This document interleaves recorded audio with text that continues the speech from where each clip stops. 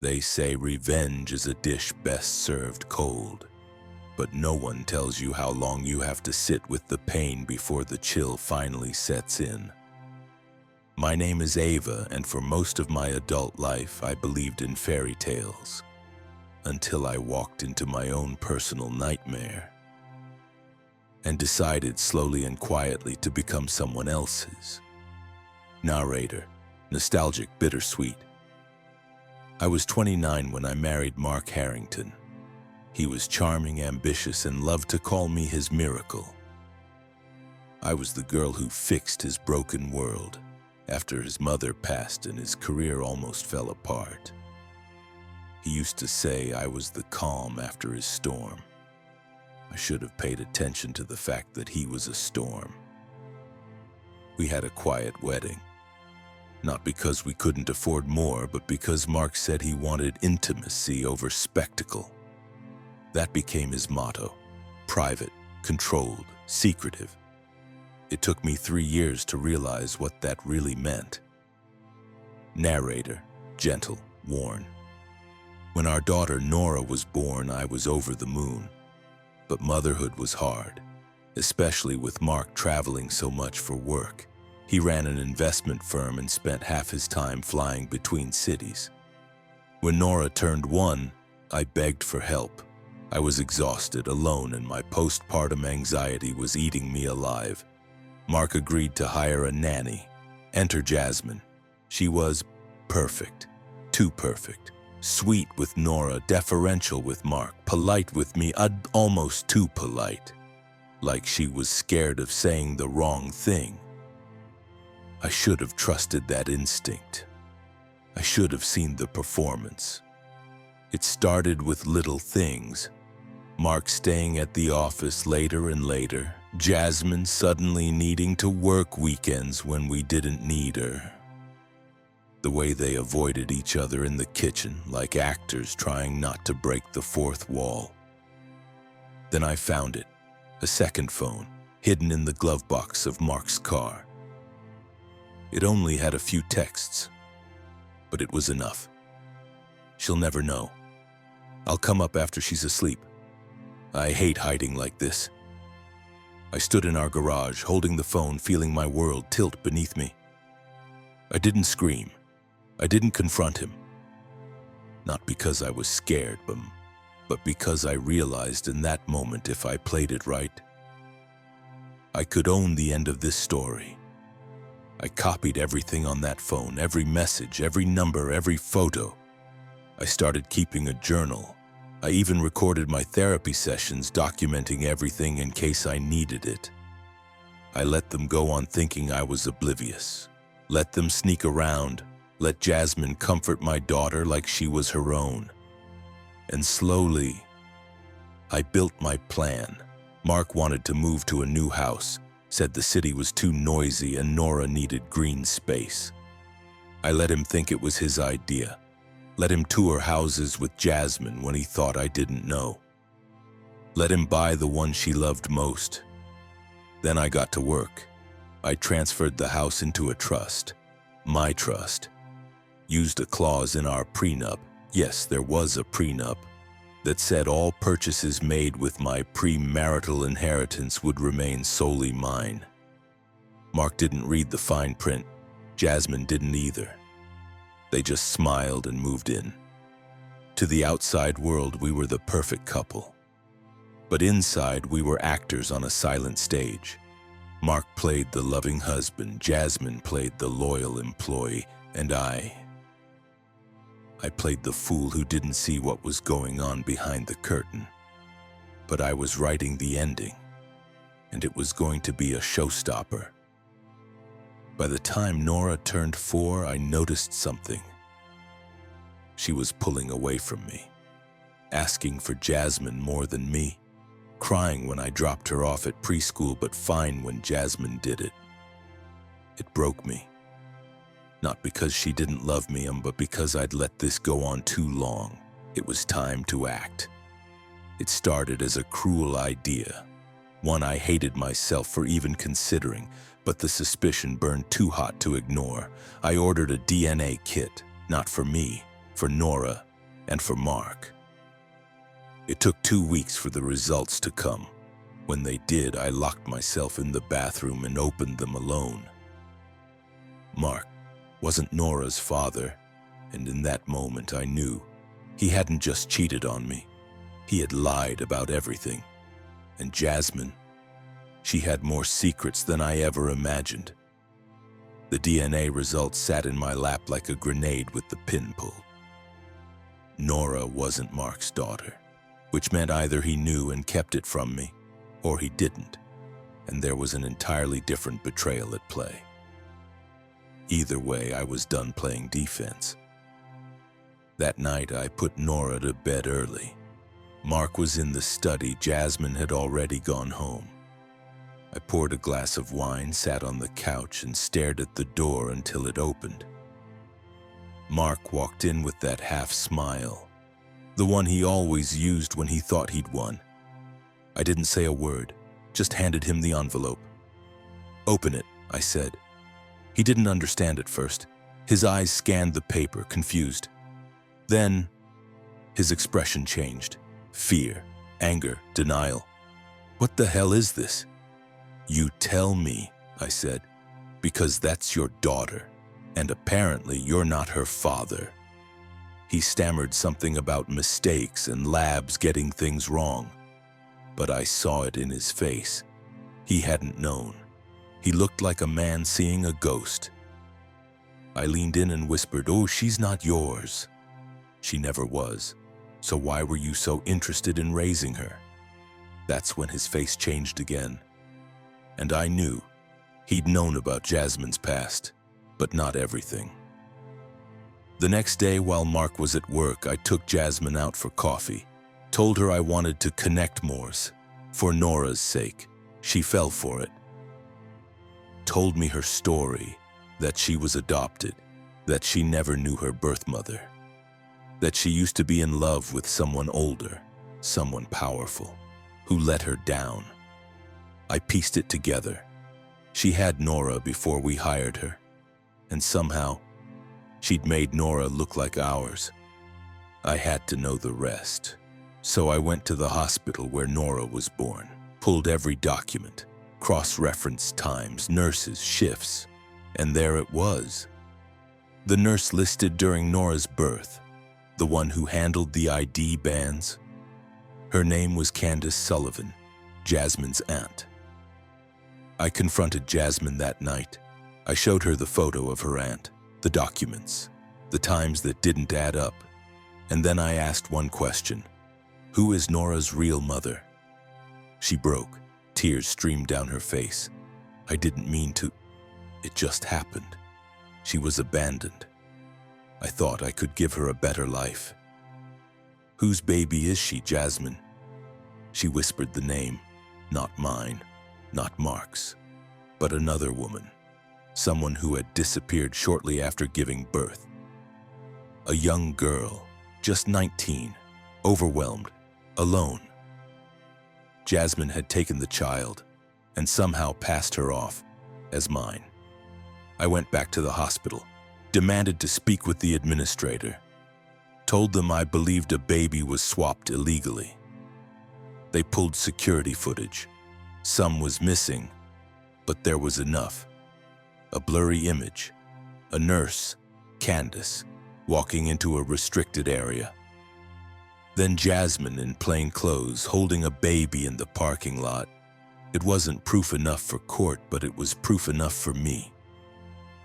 Nora was never biologically mine, but she was my daughter, and I wasn't about to lose her now. I started playing a new game. I pretended to forgive Mark, said I understood that we could move forward. He was so relieved, so desperate to believe I was naive. Then I suggested a co-parenting plan, and in case anything ever happened to us, he agreed, signed it. But I'd slipped in a clause, one that gave me full custody if Mark was found to be in breach of moral or legal obligations to the child. All I needed now was for him to slip. And Jasmine? I had plans for her too. I called in an anonymous tip, Said a woman named Jasmine was living in a home where a child may have been illegally obtained. Gave them the address, gave them the names. Then I waited. 2 weeks later, CPS knocked on our door. Mark panicked. Jasmine nearly fainted. They questioned us all. But I'd prepared Nora. She was calm, honest. She said, "Mommy reads to me every night. Daddy is always mad. Jasmine cries a lot." The caseworker made notes, did a follow-up visit. I handed her my journal, recordings, everything. It didn't take long. Mark's firm launched an internal review. Turns out he'd been siphoning money, probably to cover for Jasmine. He was suspended.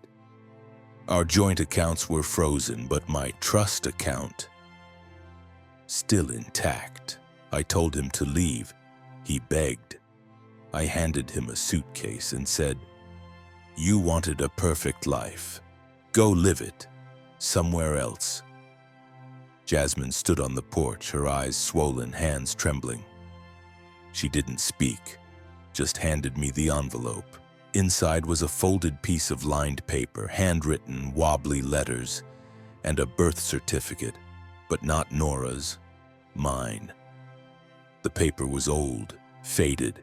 Name, Ava Sinclair, mother, Candace Sullivan.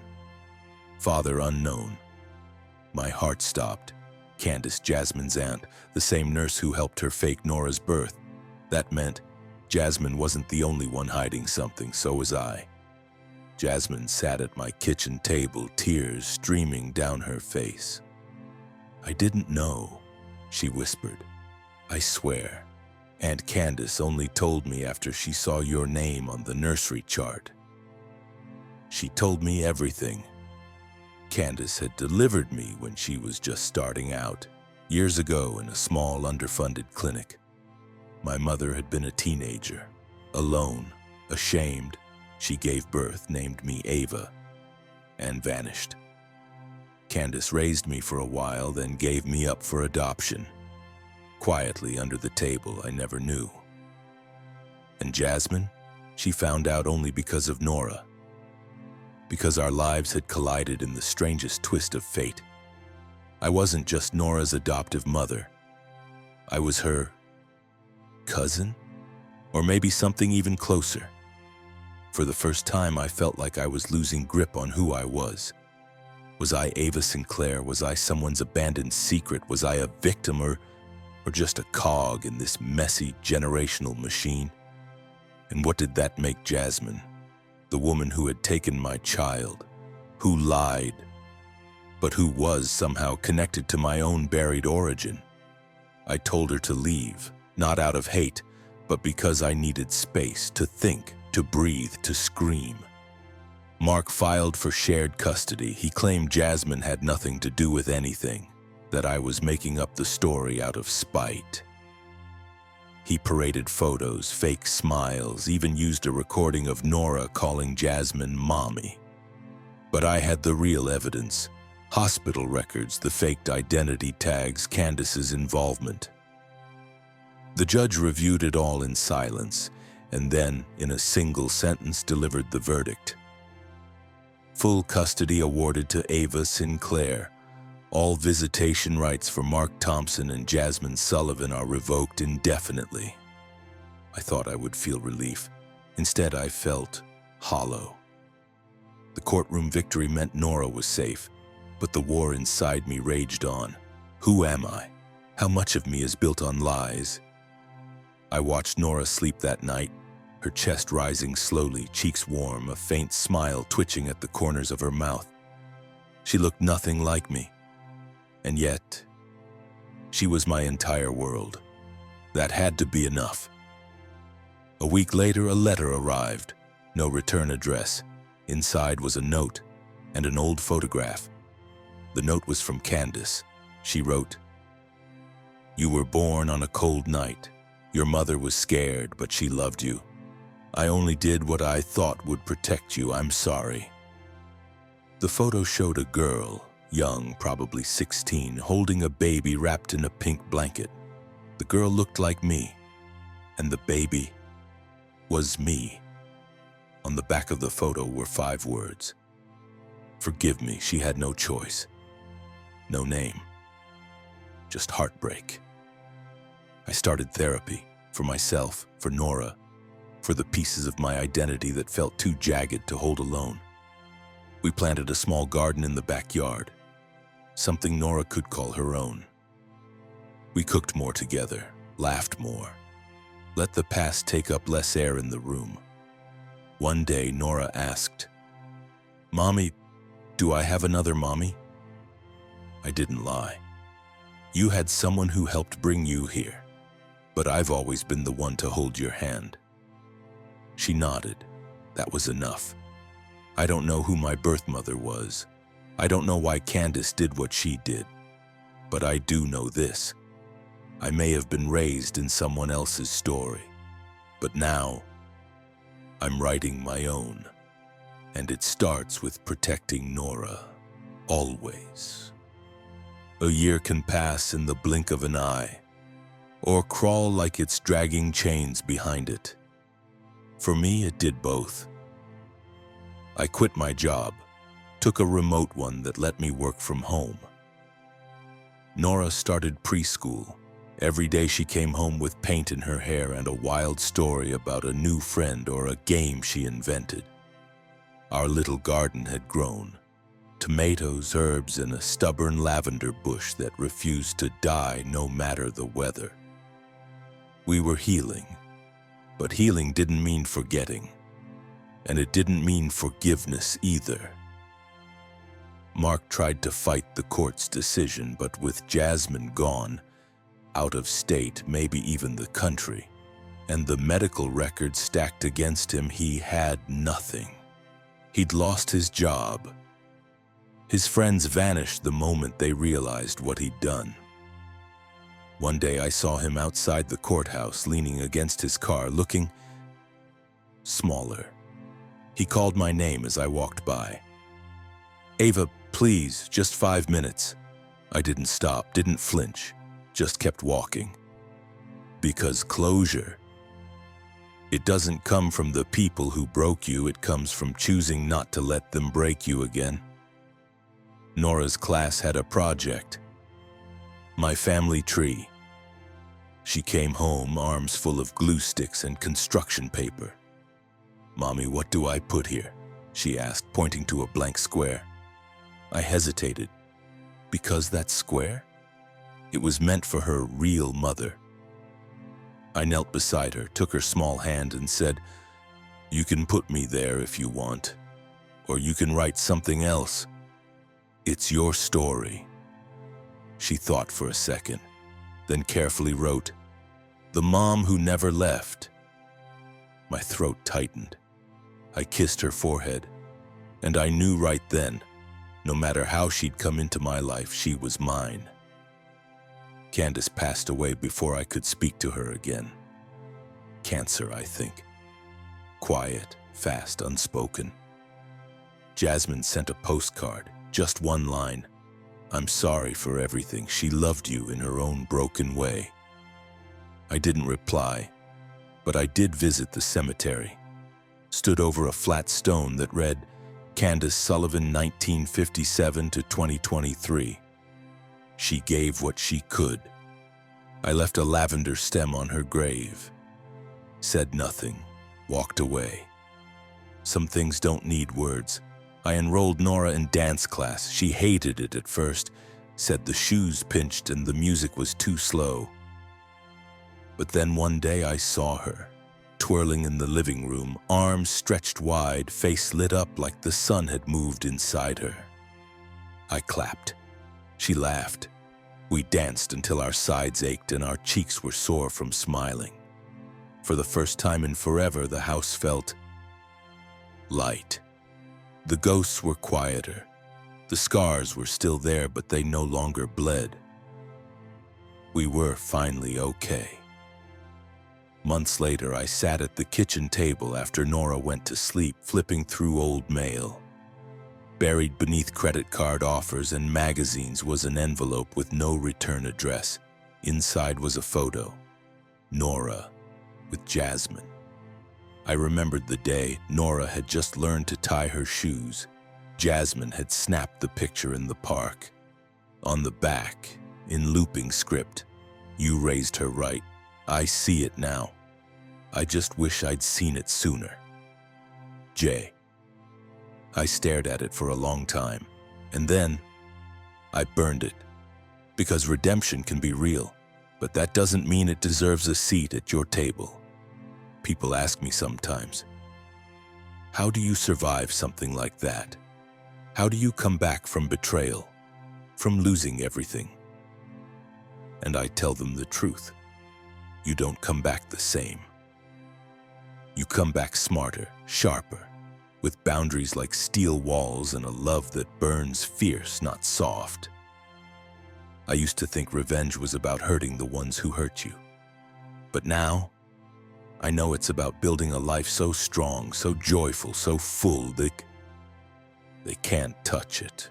That's the best revenge, not getting even, getting free.